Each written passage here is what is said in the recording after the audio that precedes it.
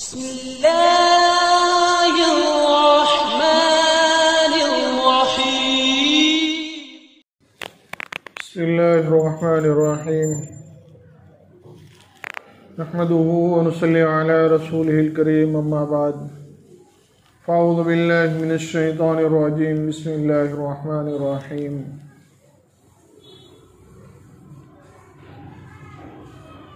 अल्लज़ी खलक़ल मौत वल हयात लियब्लुवकुम अय्युकुम अहसनु अमला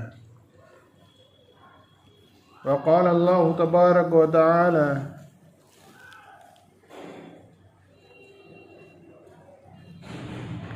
वमन अहसनु क़ौलन मिम्मन दआ इलल्लाह व अमिला सालिहन व क़ाल इन्ननी मिनल मुस्लिमीन। सदक़ल्लाहुल अज़ीम। अल्लाह सुब्हानहु व तआला ने इस दुनिया के अंदर हम में से हर किसी को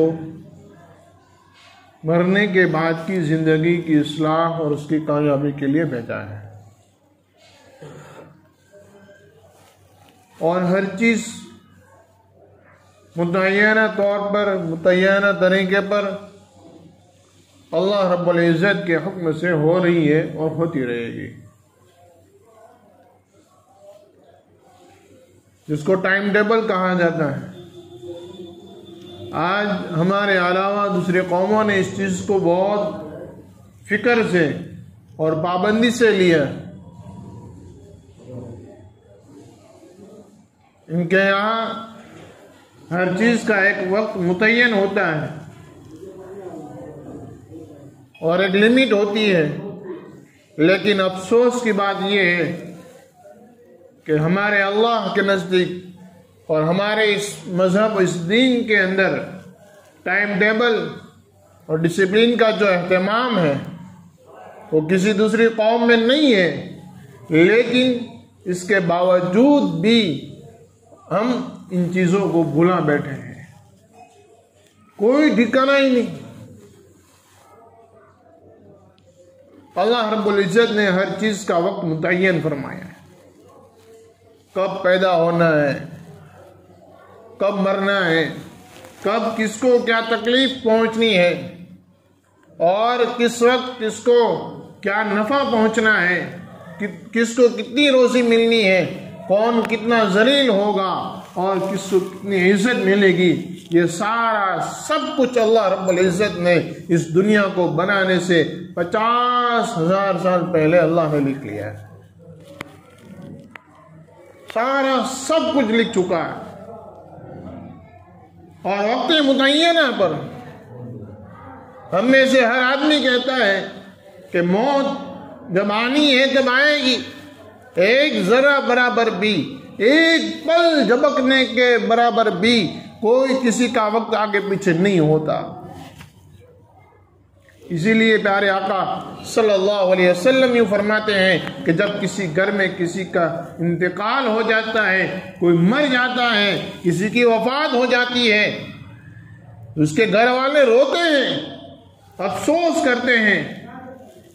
मलकुल मौत दरवाजे पर खड़ा होकर ये आवाज लगाता है, सुनो, इस आदमी ने अपना रिस्क पूरा कर लिया, इसने अपनी सांसें पूरी कर ली, ये अपनी जिंदगी जी चुका, मैंने इसका रिस्क नहीं छीना है, मैंने इसकी जिंदगी में से इसकी सांसें नहीं छीनी है, ये सारा सब कुछ पूरा कर चुका था।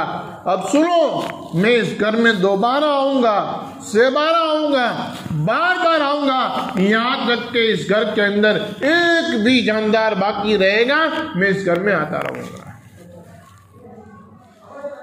अल्लाह के नबी फरमाते हैं कि मलकुल मौत दरवाजे पर खड़े होकर ये आवाज लगाता है। ये तो अल्लाह का एहसान है कि ये आवाज हमें सुनाई नहीं देती, वरना अल्लाह के नबी अलैहिस्सलातु वस्सलाम फरमाते हैं अगर कोई आदमी इस आवाज को सुन लेवे, मलकुल मौत की बात को सुन लेवे, वो अपने मुर्दे को भूल जावे और वो अपनी फिक्र में लग जाएगा।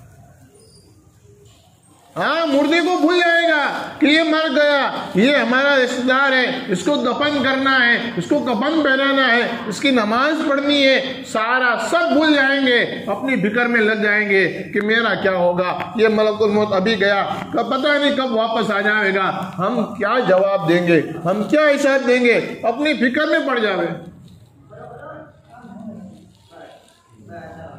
ये वक्त मुतय्यना जो अल्लाह ने तय किया है उसी वक्त पर होना है। लेकिन अल्लाह के नबी अलैहिस्सलाम ने फरमाया कि तुम में से सबसे ज्यादा अक्लमंद वो है जो मरने से पहले मरने की तैयारी करे।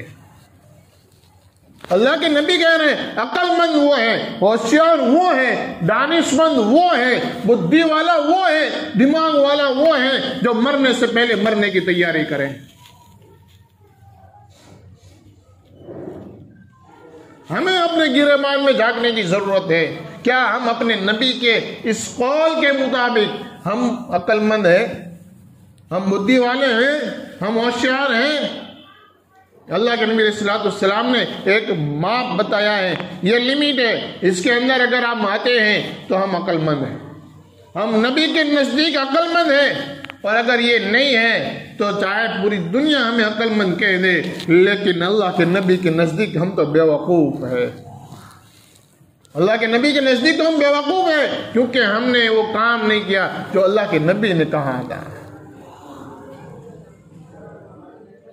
हम में से हर आदमी देखता चला आ रहा है कब कौन जाता है, कब कौन जाता है। मलकुल मौत अपना काम करता चला जा रहा है। अल्लाह के नबी सल्लल्लाहु ने फरमाया कि आदमी आगे की प्लानिंग करता जाता है, हम यहाँ से यहाँ जाएंगे, वहां से ये करेंगे, ये करेंगे, उसके न मालूम कितने कितने सालों के प्लानिंग होते हैं, लेकिन वो नहीं जानता कि उसका कफन का कपड़ा बाजार में आ चुका है, उसका कफन का कपड़ा किसी ने खरीद लिया है, उसका कफन का कपड़ा बन चुका है, वो नहीं जानता है।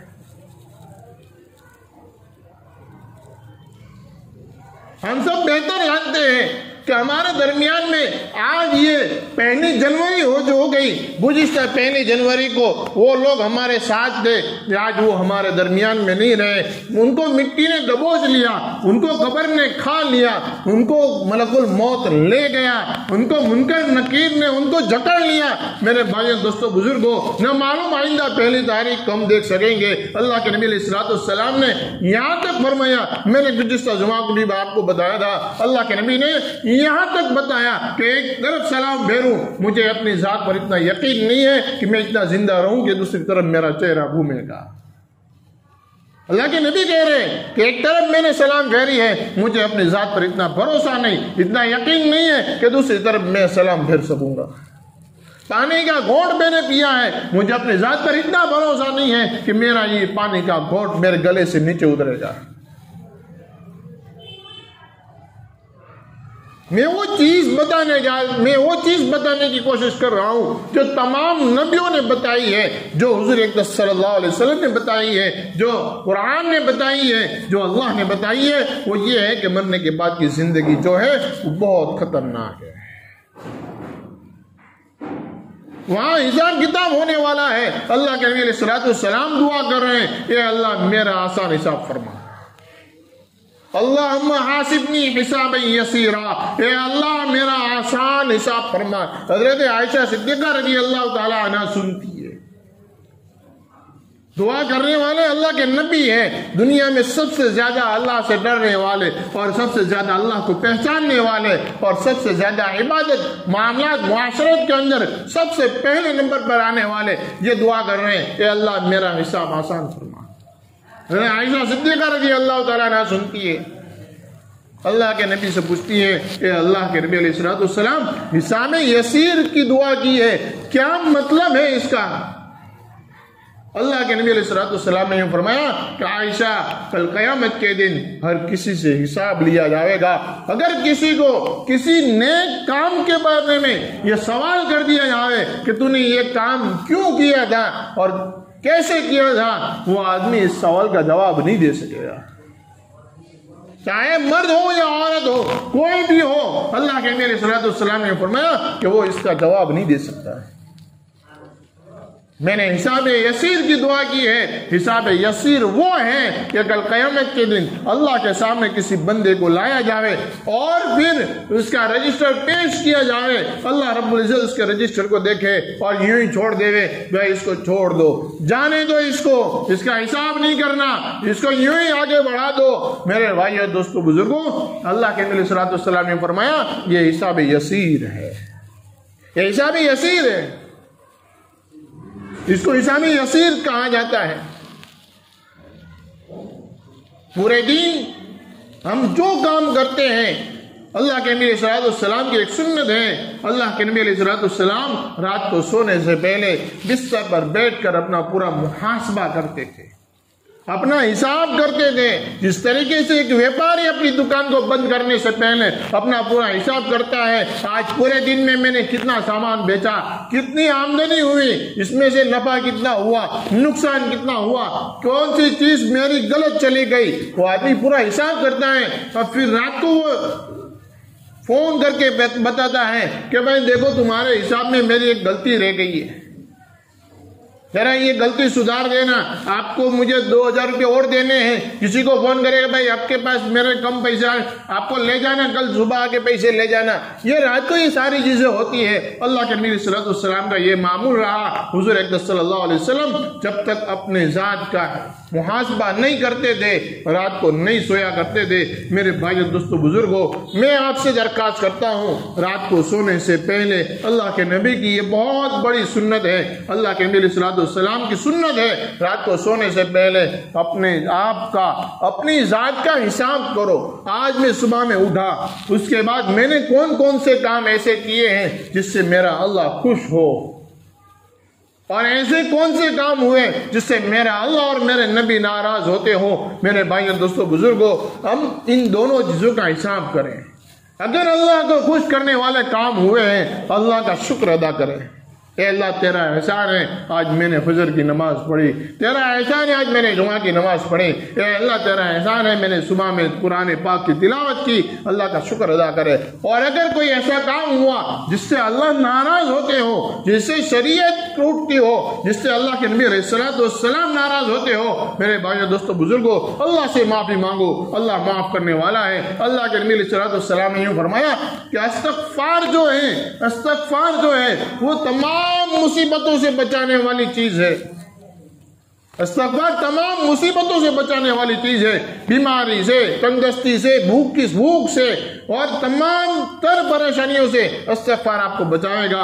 तो अल्लाह से माफी मांगे, इस्तग़फ़ार करें। कोई जरूरी नहीं है कोई खास अल्फाज में इस्तग़फ़ार करने की, अगर आता है अल्लाह के नबी सल्लल्लाहु अलैहि वसल्लम ने जिन अल्फाज से अल्लाह से माफी मांगी है, जिन अल्फाज से इस्तग़फ़ार किया है, उनसे करो, बहुत अच्छा है, बरकत वाला है। लेकिन नहीं आता है तो फिर हम अपनी जुबान में कह दे, ए अल्लाह मुझसे बहुत गलती हो गई, ए अल्लाह मुझसे बहुत गुनाह हो गए, मुझसे बहुत भूल हो चुकी, ए अल्लाह मुझे माफ कर दे। अल्लाह माफ करने वाला है, अल्लाह माफ करने वाला है। मेरे भाइयों दोस्तों बुजुर्गों, अल्लाह से माफी मांगो, अल्लाह से माफी मांगो। अल्लाह कुरान के अंदर यूं फरमाते हैं कि अगर तुम नेक कामों पर और तुम अपनी नेमतों पर हमारा शुक्र अदा करोगे, हम तुम्हारी नेमतों में इजाफा करेंगे। आज अल्लाह ने कोई अच्छा काम करवाया है, अल्लाह का शुक्र अदा कर दे, ये अल्लाह तेरा एहसान है, तूने करवाया, हमारी कोई ताकत नहीं थी। अल्लाह कल दूसरे दिन इससे ज्यादा अच्छे अमल करने की हमें तौफीक देगा, इससे ज्यादा अमल करने की तौफीक देगा। और अगर कोई गुनाह का काम हुआ है, अल्लाह से माफी मांगे, सच्चे दिल से मांगे। मेरे भाइयों दोस्तों बुजुर्गों, अल्लाह से माफी मांगने के लिए रात को तहज्जुद में उठने की जरूरत नहीं, अल्लाह से माफी मांगने के लिए 2-3 घंटे तक अल्लाह के सामने बैठकर रोने और गिड़गिड़ाने की जरूरत नहीं है। मेरा अल्लाह तो बहुत बोला है, उसको सच्चे दिल से अपने हाथ उठाए बगैर भी अल्लाह से कह दे, अल्लाह मेरी भूल हो गई, मुझे माफ कर दे। अल्लाह तमाम गुनाहों को माफ करने वाला है, तमाम गुनाहों को माफ करने वाला है। खाली अल्लाह से सच्चे दिल से कह दे, अल्लाह रब्बुल इज्जत हमारे दिल के भेदों को जानने वाला है, उसको सुनने वाला है। अल्लाह रब्बुल इज्जत हर कुछ जानता है और हर बात सुनता है। इसलिए अल्लाह से माफी मांगो, अल्लाह से माफी मांगो, जितना हो सके इस्तग़फ़ार पढ़ा करो। हजरत आयशा सिद्दीक़ा रज़ियल्लाहु ताला अन्हा यूं फरमाती हैं कि मेरे नबी हमेशा गमगीन रहा करते थे और हमेशा अल्लाह से माफी मांगा करते थे। इस्तग़फ़ार की कसरत थी अल्लाह के नबी अलैहिस्सलाम से। अल्लाह के नबी अलैहिस्सलाम जो इबादतें करते थे, रात को उठकर जो रोते थे, अल्लाह के हज़रत आयशा यूं फरमाती है कि अल्लाह के नबी के पैरों पर वरम आ जाते, पैर सूज जाते और ऐसे मोटे मोटे पैर हो जाते सूज कर। सहाबा यूं फरमाते हैं, हज़रत आयशा यूं कहती है कि अल्लाह के नबी अलैहिस्सलाम, अल्लाह ने तो आपके बारे में ऐलान कुरान में कर दिया है कि आपसे कोई बात पूछ नहीं होगी, आप तो बख्शे बख्शाए हैं, आपसे कोई सवाल होने वाला नहीं है। फिर आप इतनी मशक्कतें क्यों बर्दाश्त करते हो, आप क्यों इतना धकते हो, आप अपने आप पर रहम करें। अल्लाह के नबी अलैहिस्सलाम यूं फरमाते हैं कि वो अल्लाह जिसने मुझे सब चीज से मासूम कर दिया है, जिसने मुझे हर चीज से बरी कर दिया, मुझे माफ कर दिया, मेरा ऐलान कर दिया है, क्या मैं उस अल्लाह का शुक्रगुजार बंदा न बनूं?